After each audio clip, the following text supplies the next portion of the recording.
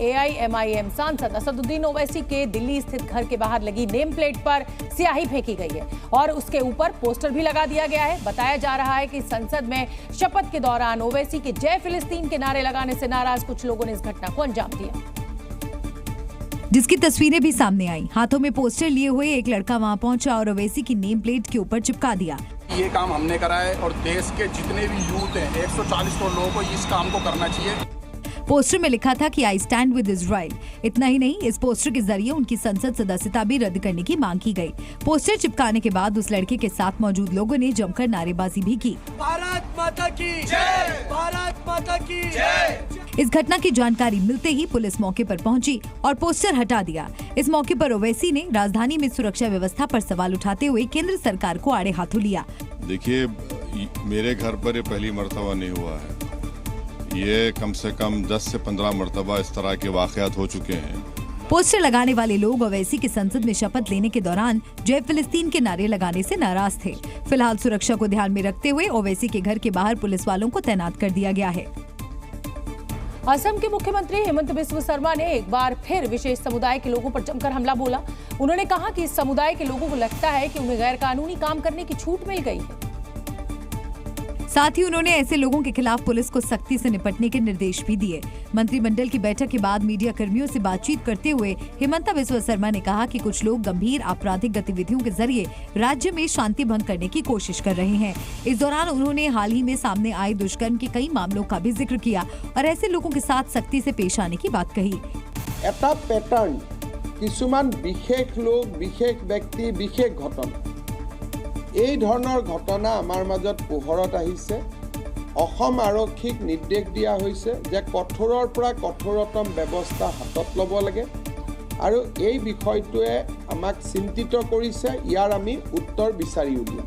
उन्होंने आगे कहा कि इस तरह की घटनाओं को लेकर वो चिंतित हैं और जल्द ही इसका उचित समाधान निकालेंगे। हेमंत बिस्वा शर्मा के इस बयान पर अब विवाद खड़ा होते देर नहीं लगी। कांग्रेस ने इस बयान को लेकर हेमंत बिस्वा शर्मा को आड़े हाथों लिया और एक खास वर्ग को निशाना बनाने का आरोप लगा दिया। कांग्रेस ने कहा कि सिर्फ असम के मुख्यमंत्री ही नहीं बल्कि बीजेपी की नीति भी लोगों को आपस में लड़ाने की रही है। हेमंत बिस्वा शर्मा जी हो या बीजेपी हो, कोई भी हो, सब यही चाहते हैं ये देश की हर कोने कोने में एक दूसरे से लड़े, एक दूसरे से जाति के बीच में ये संघर्ष आ जाए। तो वहीं बीजेपी ने हेमंत बिस्वा शर्मा के बयान का समर्थन किया। असम के chief minister doctor Hemant Biswa Sharma ने जो बोला है वो बिल्कुल सच है।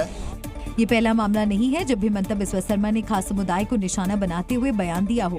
लोकसभा चुनाव के नतीजों के बाद भी उन्होंने ये कहकर विवाद खड़ा कर दिया था कि एक विशेष समुदाय के लोगों ने सारा लाभ मोदी सरकार से लिया लेकिन वोट कांग्रेस को दिया। लोकसभा चुनाव में उत्तर प्रदेश में बीजेपी को कम सीटें मिलने के बाद राष्ट्रीय स्वयंसेवक संघ सक्रिय हो गया है और एक साथ कई वरिष्ठ प्रचारकों के केंद्र बदल दिए, जिसके लिए आरएसएस के सह कार्यवाह दत्तात्रेय होसबोले ने लखनऊ में बैठक की और यूपी और उत्तराखंड में बड़े बदलाव का ऐलान किया। सूत्रों के मुताबिक पूर्वी यूपी के सह क्षेत्र संपर्क मनोज का केंद्र अयोध्या से हटाकर गोरखपुर किया गया। अखिल भारतीय सह गो सेवा प्रमुख नवल किशोर का केंद्र प्रकृति भारती मोहनलाल गंज लखनऊ किया गया। पूर्वी यूपी क्षेत्र के सेवा प्रमुख युद्धवीर का केंद्र सुल्तानपुर से हटाकर सेवा भारती कार्यालय काशी किया गया। इसी तरह पूर्वी यूपी क्षेत्र के मुख्य मार्ग संपर्क प्रमुख राजेंद्र सक्सेना का केंद्र काशी से हटाकर लखनऊ कर दिया गया।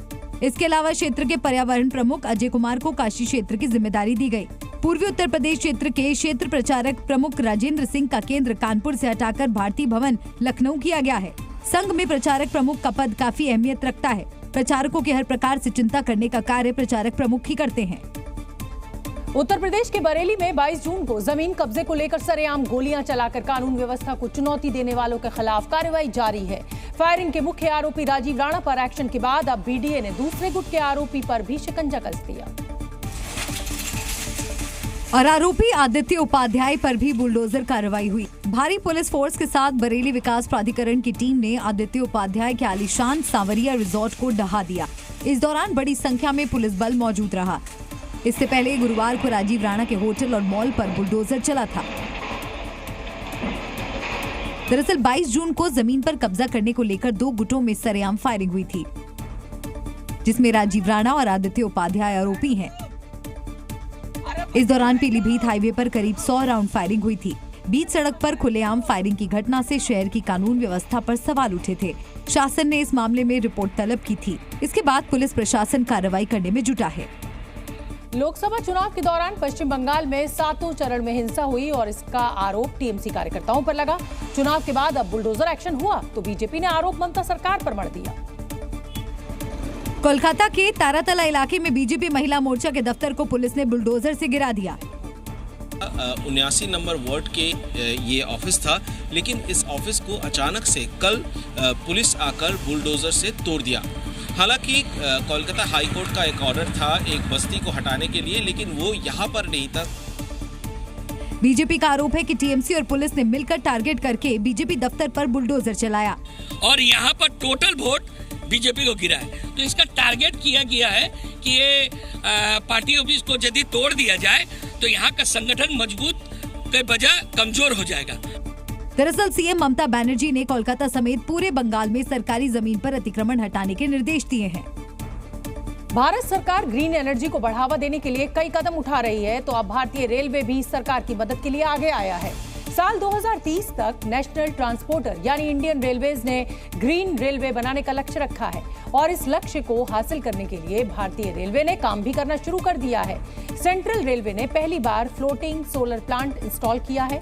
सेंट्रल रेलवे ने इगतपुरी झील पर 10 मेगावाट पीक यानी मेगावाट पीक कैपेसिटी वाला सोलर प्लांट इंस्टॉल किया है। इसके अलावा साल 2030 तक शून्य कार्बन एमिटर के लक्ष्य को पूरा करने के लिए मध्य रेलवे ने रेलवे स्टेशन और इमारतों की छत पर सोलर पैनल लगाए हैं।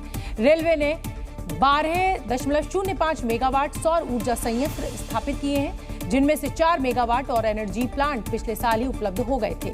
रेलवे इस साल 7 मेगावाट और ऊर्जा संयंत्र स्थापित करने की योजना बना रहा है। ये प्लांट 2.5 लाख पेड़ों को बचाने के बराबर है, जिसका मतलब है कि इससे मिलने वाला लाभ 2.5 लाख पेड़ों से मिलने वाले लाभ के बराबर होगा। हम आपको बता दें कि मौजूदा वक्त में रेलवे की हर महीने होने वाली बिजली खपत 246.62 मिलियन यूनिट है। अगर रेलवे के सभी सोलर प्लांट सुचारू रूप से चालू हो जाएंगे तब बिजली की खपत में 70% हिस्सा ग्रीन एनर्जी का होगा।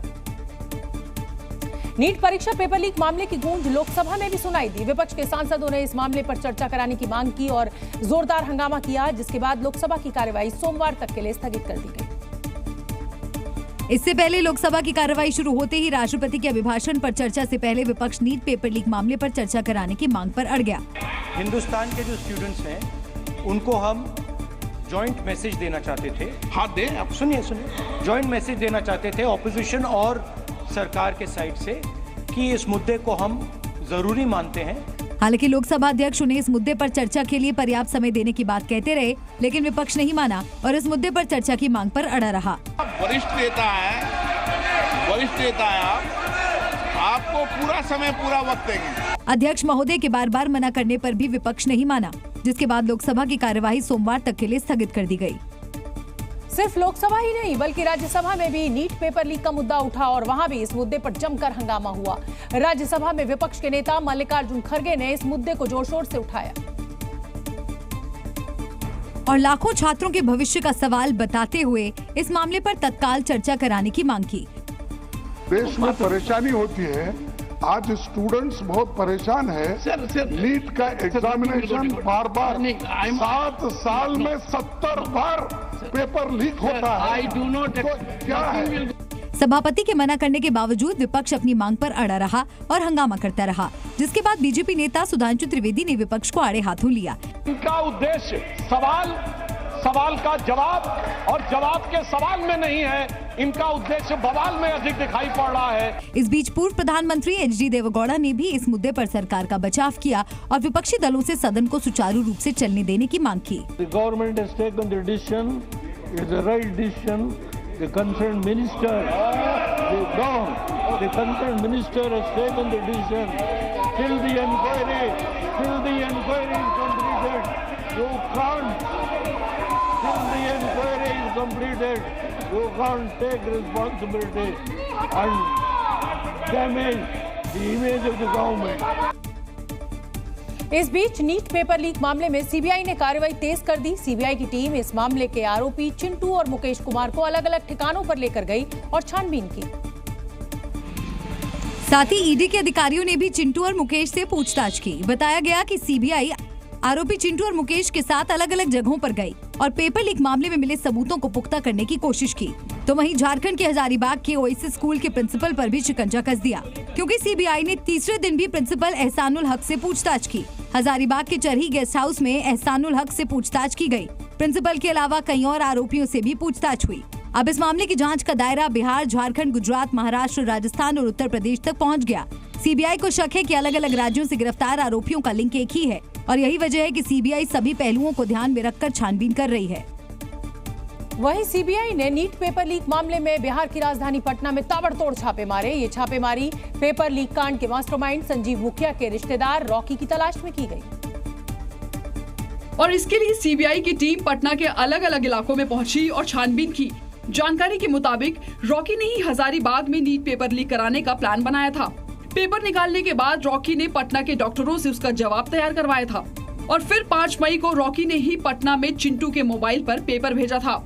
मामले के खुलासे के बाद से ही पेपर लीक कांड का मास्टरमाइंड संजीव मुखिया और उसका रिश्तेदार रॉकी फरार है, जिसकी तलाश जारी है। इसी बीच नीट पेपर धांधली में गुजरात से गिरफ्तार किए गए 4 आरोपियों को सीबीआई ने गोधरा कोर्ट में पेश किया और कस्टडी की मांग की, जिस पर सुनवाई करते हुए कोर्ट ने अपना फैसला सुरक्षित रख लिया। और अब इस समय बड़ी खबर आपको बता दें, नीट पेपर लीक पर ये बड़ी खबर, हजारीबाग से 2 आरोपियों को गिरफ्तार कर लिया गया है। हजारीबाग के ओएसिस स्कूल के प्रिंसिपल और वाइस प्रिंसिपल को गिरफ्तार कर लिया गया है। पहले इनसे पूछताछ हुई और संतोषजनक जवाब जब सीबीआई को नहीं मिले तो ओएसिस स्कूल से 2 लोगों को गिरफ्तार किया गया है, प्रिंसिपल और वाइस प्रिंसिपल को। तो नीट पेपर लीक में ये बड़ी गिरफ्तारी अब ओएसिस स्कूल से हुई है। वो स्कूल जो कि सेंटर था परीक्षा का, तो प्रिंसिपल और वाइस प्रिंसिपल को अब गिरफ्तार कर लिया गया है। ओएसिस स्कूल के ये प्रिंसिपल और वाइस प्रिंसिपल हैं।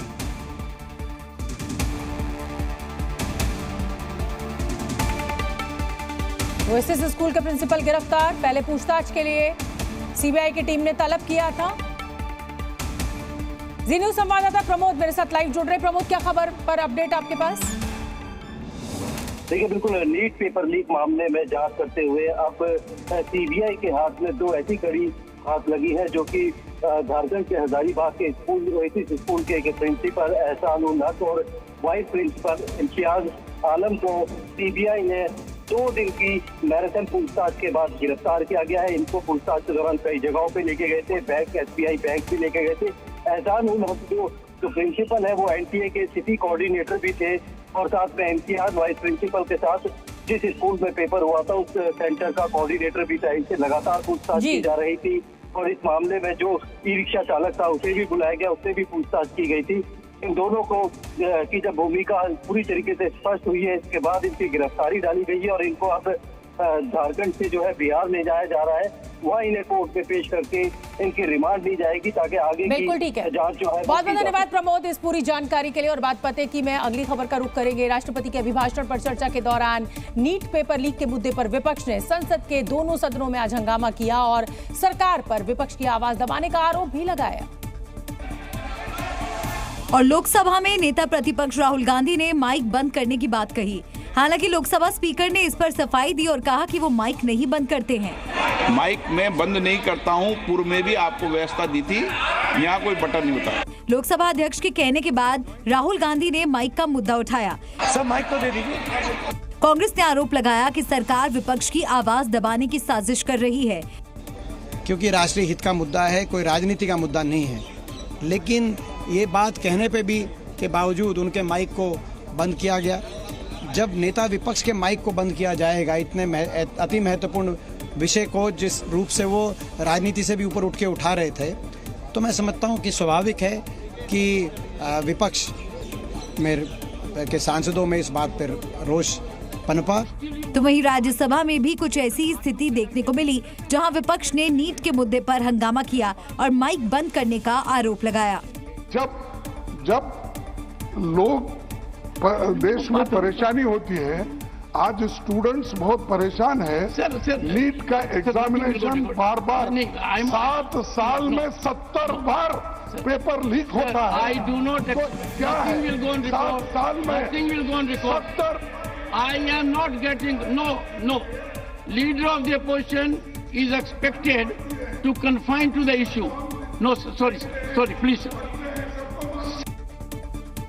बिहार के मुख्यमंत्री नीतीश कुमार बैठक में शामिल होने के लिए दिल्ली पहुंच गए हैं। जेडीयू की राष्ट्रीय कार्यकारिणी की कल बैठक होनी है और बताया जा रहा है कि इस बैठक में लोकसभा चुनाव के परिणामों की समीक्षा की जाएगी, जिसके लिए नीतीश कुमार पार्टी के कई नेताओं के साथ दिल्ली पहुंचे। दिल्ली में कल जेडीयू की राष्ट्रीय कार्यकारिणी की बैठक होगी। इस बैठक में जेडीयू के कई नेता शामिल होंगे। बैठक के दौरान कई बड़े फैसले लिए जा सकते हैं। जानकारी के मुताबिक आगामी बिहार विधानसभा चुनाव को देखते हुए नीतीश संगठनात्मक रूप से कुछ निर्णय ले सकते हैं। लोकसभा चुनाव के नतीजों के बाद पहली बार राष्ट्रीय कार्यकारिणी की बैठक होने जा रही है, जिसको लेकर चर्चाओं का बाजार गर्म है। और इस समय की एक और बड़ी खबर आपको बता दें, झारखंड के पूर्व मुख्यमंत्री हेमंत सोरेन, हाईकोर्ट से उनको बड़ी राहत मिली है। कथित जमीन घोटाले में गिरफ्तार किए गए हेमंत सोरेन को आज हाईकोर्ट ने जमानत दे दी। पिछली सुनवाई में हेमंत सोरेन की जमानत पर हाईकोर्ट ने अपने फैसले को सुरक्षित रख लिया था, लेकिन आज हाईकोर्ट से जमानत मिलने के बाद झारखंड के पूर्व मुख्यमंत्री हेमंत सोरेन 5 महीने बाद जेल से रिहा हो गए।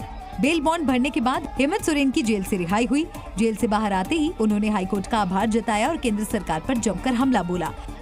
देश के अलग अलग हिस्सों में कहीं पत्रकार बंद है, कहीं सरकार के विरुद्ध आवाज उठाने वाले लोग,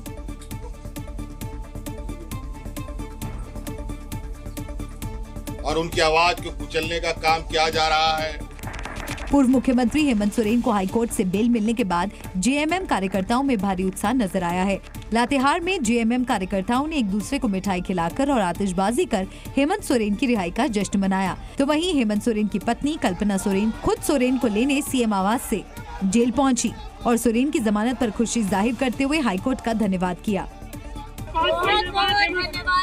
मैं सबसे पहले हाईकोर्ट माननीय सबको धन्यवाद देना चाहूंगी और इतने दिनों के बाद, इतने महीनों के बाद ये दिन आया है। आप सभी को बहुत बहुत धन्यवाद। भीषण गर्मी में पानी के लिए तरस रही दिल्ली ने बारिश से राहत की सांस तो ली, लेकिन पहली ही बारिश में राजधानी का जो बुरा हाल हुआ वो हैरान करने वाला था। और हर साल की तरह इस बार भी राजधानी पानी में डूबी नजर आई। जगह जगह जलभराव से लोगों की मुश्किलें बढ़ गईं। कई जगह जाम लग गया। देश के सबसे बड़े सरकारी अस्पताल के आसपास का नजारा हैरान कर देने वाला था। तो वहीं दिल्ली नोएडा को जोड़ने वाली प्रगति मैदान टनल का हाल तो और भी बुरा था। ये टनल नोएडा गाजियाबाद से जोड़ते हुए, रिंग रोड को जोड़ते हुए सीधे सेंट्रल दिल्ली की ओर निकलती है और काफी संख्या में लोग सेंट्रल दिल्ली इसी टनल होते हुए जाते हैं। इधर मिंटो ब्रिज का हाल तो देखकर पिछले साल की तस्वीरें ताजा हो गयी। किस तरह से पानी जो है पूरा भरा हुआ है। आपको याद होगा कि इसी मिंटो ब्रिज के नीचे ही एक बार जल जमाव जब पहले हुआ था तो एक व्यक्ति की मौत भी हो गई थी और उसके बाद भी प्रशासन की स्थिति क्या है, कितना जागरूक है प्रशासन, ये तस्वीरें अपने आप में खुद ही बयां कर देती हैं। दिल्ली के दूसरे इलाकों में भी हालात ऐसे ही दिखाई दिए। कहीं अंडरपास में गाड़ियां डूब गईं तो कई जगह लोगों को रेस्क्यू करके निकालना पड़ा। दिल्ली के आजाद मार्केट के पास अंडरपास में 1-2 बसें पानी में फंस गईं और बस में फंसे यात्रियों को रेस्क्यू करके निकाला गया। इधर आर के आश्रम इलाके में हालात ऐसे हो गए कि लोगों को रिक्शे पर बैठकर सड़क पार करनी पड़ी। तमाम गाड़ियां डूबी नजर आईं और लोगों को घुटने भर पानी में चलकर काम पर निकलना पड़ा। वहीं रोहिणी इलाके में सेक्टर 18 मेट्रो स्टेशन के पास सड़क धंस गई और इतना बड़ा गड्ढा बन गया कि उसमें कार गिर गई। सबसे बुरी हालत सेंट्रल दिल्ली की रही, जहां लोगों की गाड़ियां बीच रास्ते में फंस गईं। जिस हिसाब से बारिश हुई है और दिल्ली की जो ये हालत देखने को मिल रही है, एक बड़ा सवाल खड़ा करता है यहाँ की प्रशासन के ऊपर कि क्या व्यवस्थाएं इस बार मानसून को ध्यान में रखते हुए की गई थी कि एक ही बारिश में इस तरीके के हालात जो है वो देखने को मिल रहे हैं। इधर दिल्ली के वसंत विहार में निर्माणाधीन भवन का बेसमेंट ढहने के बाद उसके पानी से भरे गड्ढे में 2 मजदूर डूब गए, जिनकी तलाश के लिए रेस्क्यू ऑपरेशन चलाया गया। बारिश में सिर्फ दिल्ली की जनता ही परेशान नहीं रही, बल्कि लुटियन जोन्स में कई सांसदों और नेताओं के घरों में भी पानी घुस गया। और ये तस्वीरें इस बात की गवाही दे रही हैं कि पानी भरने की वजह से संसद जाने के लिए निकले एसपी नेता राम गोपाल यादव को उनके स्टाफ ने गोद में उठाकर गाड़ी में बिठाया। ये असल में एनडीएमसी तैयार नहीं रहता है। इतना लेट बारिश हुई, इसके बाद भी इन्होंने नालियां साफ नहीं की। जहां चौक होता है सारे पुराने कर्मचारियों को मालूम है, अगर उसको साफ कर दे तो कभी ये नौबत ना आए। इधर दिल्ली में वाटर लॉगिंग के मुद्दे पर सियासत शुरू हो गई है। बीजेपी पार्षद रविंद्र नेगी ने सियासी नाव चलाई और दिल्ली सरकार पर निशाना साधा। इधर बीजेपी नेता मनोज तिवारी भी हालात का जायजा लेने निकले और दिल्ली सरकार को घेरा। 4.5 घंटा बीतने के बाद भी पानी के यहाँ देखिए, कार आज भी डूबी है, पानी अभी भी लगा हुआ है और आम आदमी पार्टी की सरकार गायब है। वहीं दिल्ली में वाटर लॉगिंग के देखते हुए कांग्रेस ने अपने स्तर से काम करना शुरू भी कर दिया है। दिल्ली कांग्रेस ने बारिश में फंसे लोगों की मदद के लिए बुलडोजर मुहिम शुरू की। कांग्रेस नेता वाटर लॉगिंग में फंसी गाड़ियों और लोगों को निकालने के लिए क्रेन लेकर दिल्ली में निकले। साथ ही एक हेल्पलाइन नंबर भी जारी किया, जिस पर फोन करने पर क्रेन मौके पर पहुंच जाएगी और लोगों की मदद करेगी। कांग्रेस का कहना है कि उन्हें मौजूदा सरकार पर भरोसा नहीं है, इसलिए ये पहल उन्हें करनी पड़ रही है।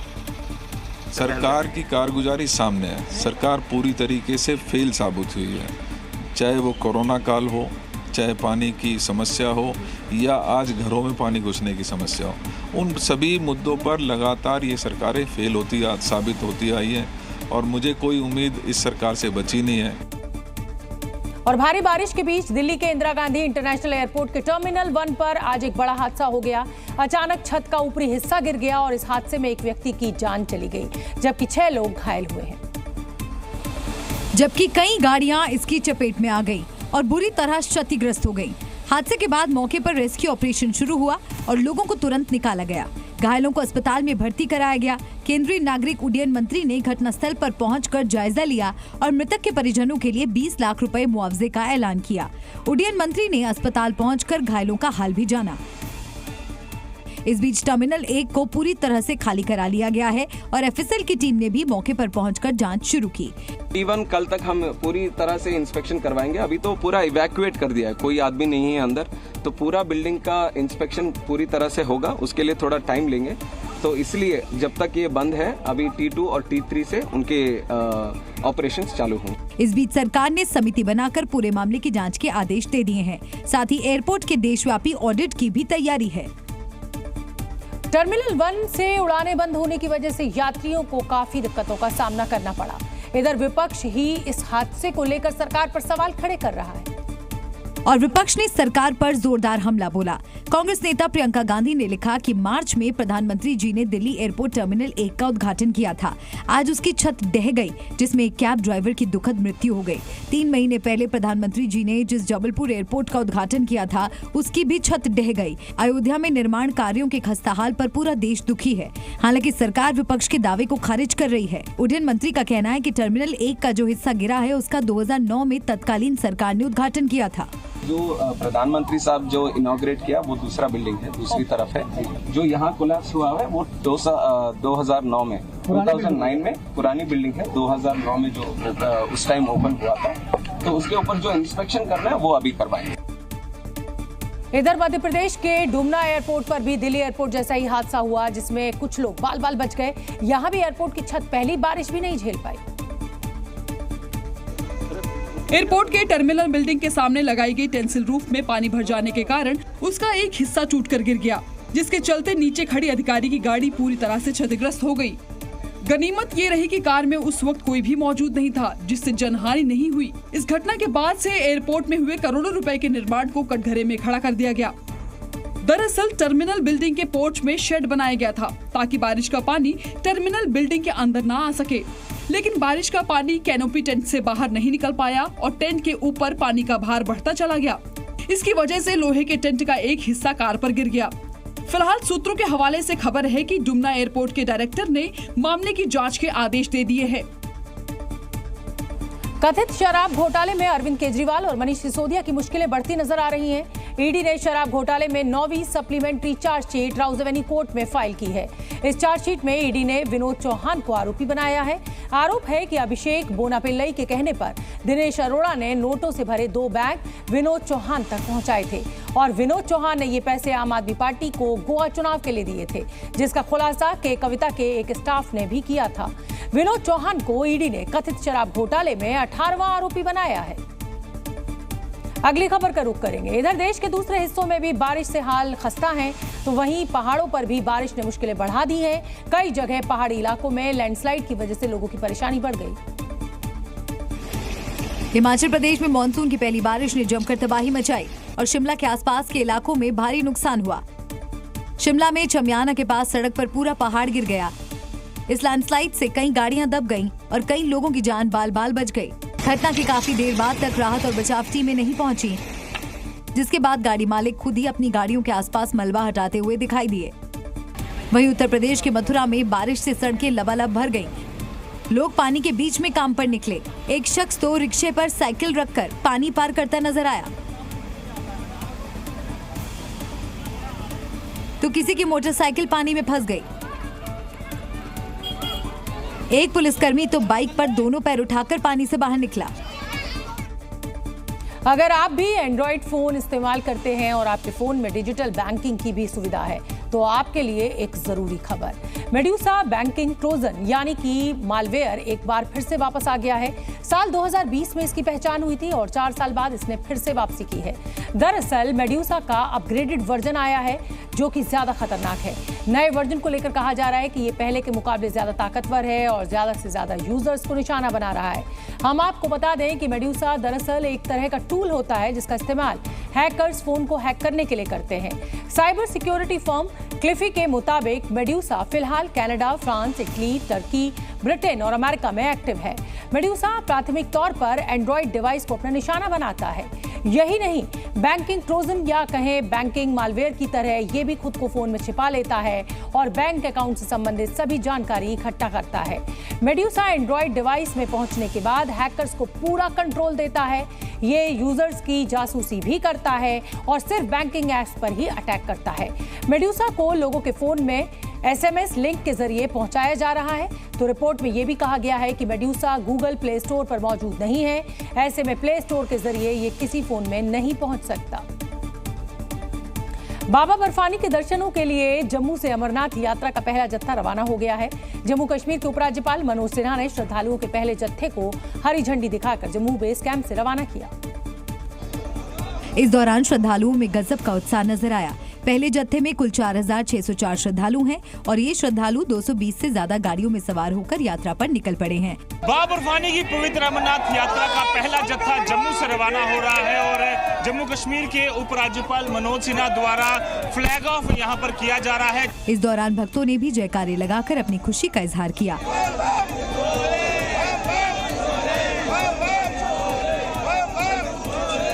52 दिनों तक चलने वाली इस यात्रा को लेकर सुरक्षा के कड़े इंतजाम किए गए हैं। बेहतरीन इंतजाम किए हैं। सुरक्षा बल यात्रियों की सुरक्षा के प्रति पूरी तरह से चौकस है। ये यात्रा जिन रास्तों से होकर गुजरेगी उन रास्तों पर सुरक्षा बलों का पहरा तो है ही, CCTV से भी निगरानी रखी जाएगी। ब्रिटेन में भारतवंशी प्रधानमंत्री ऋषि सुनक और उनकी कंजर्वेटिव पार्टी को जल्द चुनाव कराना भारी पड़ सकता है। ब्रिटेन में 4 जुलाई को होने वाले चुनाव से पहले कई सर्वे में कंजर्वेटिव पार्टी की बड़ी हार की भविष्यवाणी की गई है। ब्रिटेन में 4 जुलाई को होने वाले आम चुनाव से पहले प्रचार अभियान अपने अंतिम दौर में पहुंच गया है। कंजर्वेटिव पार्टी से ऋषि सुनक, लेबर पार्टी से कीर स्टारमर PM पद के लिए अपनी ताल ठोक रहे हैं। ब्रिटेन में होने वाले मतदान से पहले किए गए अधिकतर सर्वे में PM ऋषि सुनक और उनकी कंजर्वेटिव पार्टी का सफाया हो सकता है। द इकोनॉमिस्ट के सर्वे में सुनक की पार्टी को सबसे ज्यादा 117 सीटें मिलने का अनुमान जताया गया है। सावंता गार्जियन के सर्वे में दावा किया गया है कि कंजर्वेटिव पार्टी 53 सीटों पर ही सिमट सकती है। वहीं स्टारमर की लेबर पार्टी को 425 सीटें मिलने का अनुमान जताया गया है। सावंता गार्जियन के सर्वे के मुताबिक PM सुनक यॉर्कशायर से खुद अपनी सीट भी हार सकते हैं। वहीं 7 एजेंसियों के औसत सर्वे में सुनक की कंजर्वेटिव पार्टी को 95 सीट और स्टारमर की लेबर पार्टी को 453 सीटें मिलती दिख रही हैं। ब्रिटेन में 2019 में हुए आम चुनाव में सुनक की कंजर्वेटिव पार्टी को 650 में से 365 सीटों पर जीत हासिल हुई थी। ब्रिटेन में आम चुनाव से ठीक पहले हुए इन सर्वे के बाद ऋषि सुनक के जल्द चुनाव कराने के फैसले पर भी सवाल उठने लगे हैं। टीम इंडिया का 2011 में वनडे वर्ल्ड कप जीतने के बाद फिर से वर्ल्ड चैंपियन बनने का सपना कल पूरा हो सकता है, क्योंकि भारतीय टीम T20 वर्ल्ड कप के फाइनल में पहुंच गई है, जहां उसका मुकाबला अब दक्षिण अफ्रीका के साथ होना है। T20 वर्ल्ड कप के सेमीफाइनल में इंग्लैंड को 68 रन से करारी हार देने के बाद टीम इंडिया ने अंग्रेजों से पिछले वर्ल्ड कप में मिली हार का बदला ले लिया और अब टीम इंडिया खिताब जीतने के अपने मिशन पर बारबाडोस पहुंच चुकी है। बारबाडोस में कल भारत और दक्षिण अफ्रीका के बीच खिताबी मुकाबला खेला जाएगा। भारतीय टीम T20 वर्ल्ड कप के इतिहास में तीसरी बार फाइनल मुकाबला खेलेगी। 10 साल बाद ये पहला मौका है जब team India T20 world cup के फाइनल में पहुंची है। इससे पहले 2014 में भारत को T20 वर्ल्ड कप के फाइनल में श्रीलंका के खिलाफ हार मिली थी। वहीं साल 2007 में भारतीय टीम में पहला T20 वर्ल्ड कप खिताब अपने नाम किया था। भारत और दक्षिण अफ्रीका के बीच अब से 24 घंटे बाद शुरू होने वाली खिताबी जंग बेहद रोमांचक रहने की उम्मीद है, क्योंकि इस वर्ल्ड कप में भारत और दक्षिण अफ्रीका दोनों ही अपना एक भी मैच नहीं हारे हैं। पहली बार वर्ल्ड कप फाइनल में पहुंची दक्षिण अफ्रीका जहां खिताब जीतकर खुद पर लगे चोकर्स के लेबल को हटाना चाहेगा, तो वहीं टीम इंडिया अहमदाबाद में विश्व विजेता बनने से चूकने की कसक को बारबाडोस में पूरा करना चाहेगी। हमास के साथ युद्ध के बीच इजरायल को आतंकी संगठन हिजबुल्लाह के हमलों का भी सामना करना पड़ रहा है। हिजबुल्लाह ने लेबनान बॉर्डर से इजरायल पर बड़ा हमला बोल दिया और इजरायल के कई ठिकानों पर बमबारी की गई, जिसका वीडियो भी सामने आया, जिसमें लेबनान से सटे इजरायली शहर सफात पर कई रॉकेट गिरते दिखाई दिए। बताया जा रहा है कि हिजबुल्लाह के दागे गए इन 40 रॉकेट में से कई रॉकेट रिहायशी इलाकों में गिरे, जिसके बाद लोग गाड़ियों के पीछे शेल्टर लेते नजर आए। इससे पहले इजरायल ने लेबनान के इतरून इलाके में एयर स्ट्राइक की थी और फाइटर जेट से कई जगहों पर बमबारी की थी। इजरायल ने हिजबुल्लाह के ठिकानों पर बमबारी का दावा किया, तो वहीं हिजबुल्लाह ने कहा कि इस हमले में कई आम लोग मारे गए। हिजबुल्लाह के लगातार हमलों के बाद इजरायली आर्मी की तैनाती की तस्वीरें सामने आई हैं। इजरायल ने लेबनान बॉर्डर पर टैंक्स को मोबिलाइज करना शुरू कर दिया है। इन तस्वीरों से अंदाजा लगाया जा सकता है कि इजरायल किसी बड़े हमले की तैयारी में है। इसी वजह से कई देशों ने लेबनान में अपने नागरिकों को देश छोड़ने की एडवाइजरी जारी कर दी है। ऐसे में लेबनान में भारतीय दूतावास ने भी एडवाइजरी जारी की है और भारतीय नागरिकों को सावधानी बरतने की सलाह दी गई है। साथ ही कहा गया है कि भारतीय दूतावास के साथ संपर्क बनाए रखें। इसके लिए ईमेल आईडी और हेल्पलाइन नंबर भी जारी किए हैं। हमास के खिलाफ एक्शन के बाद इजरायल पर चौतरफा हमला हो रहा है। हमास हिजबुल्लाह के बाद अब यमन ने भी इजरायल के खिलाफ मोर्चा खोल दिया है और इजरायली ठिकानों पर कई जगह बमबारी की, जिसका वीडियो भी सामने आया है। वीडियो में रात के वक्त यमन की कई मिसाइलें इजरायली ठिकानों को टारगेट करती दिखाई दी। इजरायली ठिकानों पर बमबारी का ये वीडियो इस्लामिक रेजिडेंस और अंसार अल्लाह संगठन ने जारी किया और दावा किया कि उन्होंने हुती विद्रोहियों के साथ संयुक्त सैन्य अभियान में इजरायल के पोर्ट सिटी हाइफा पर हमला किया और ड्रोन हमले में हाइफा बंदरगाह पर एक जहाज को निशाना बनाया।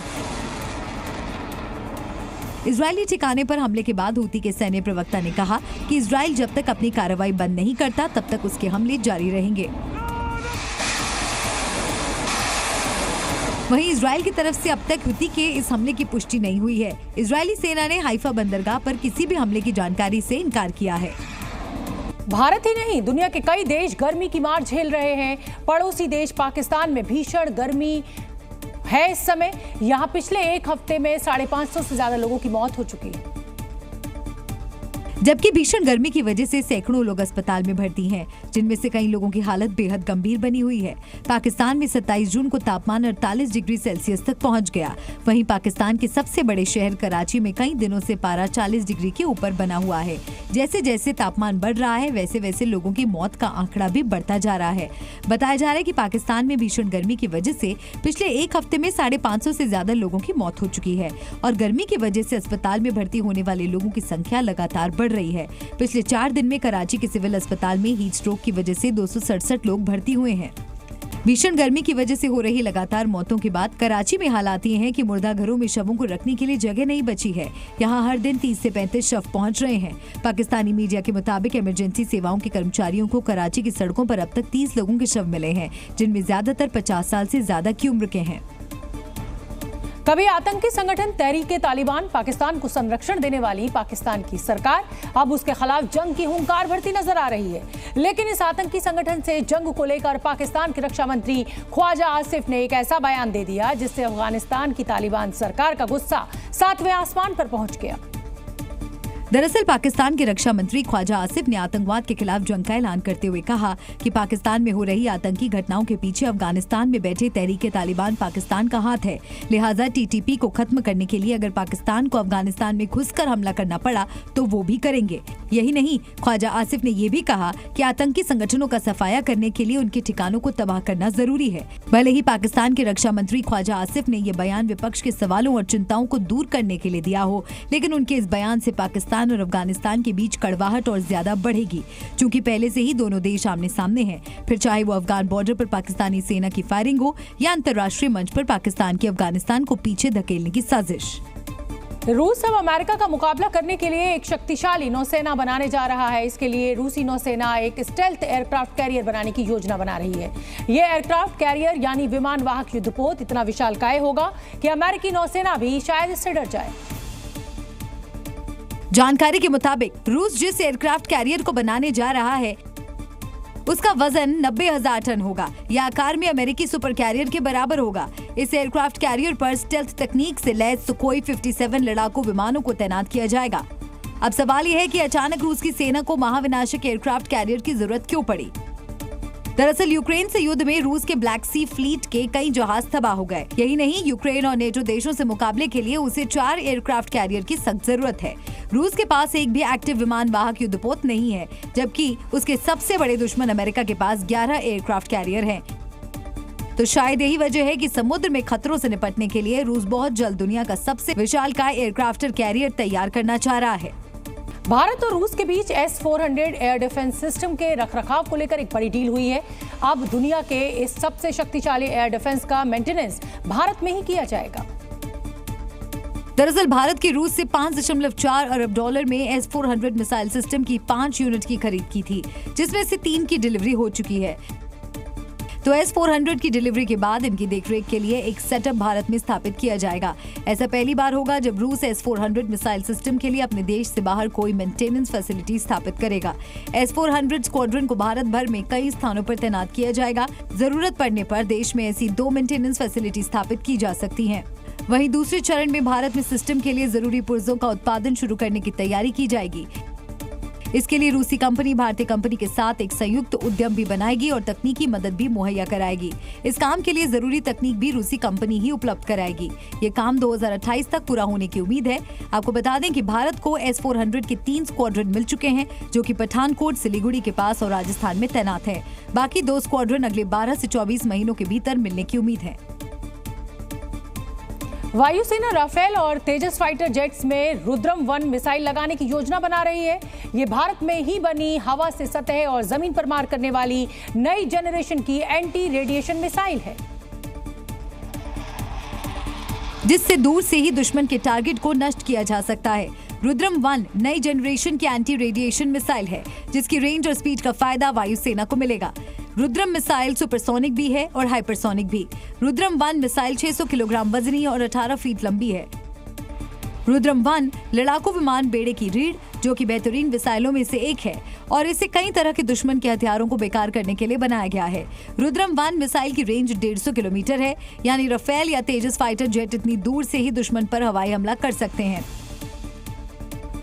रुद्रम 1 को राफेल और तेजस में फिट करने के बाद अब टारगेट के नजदीक जाने की जरूरत नहीं पड़ेगी।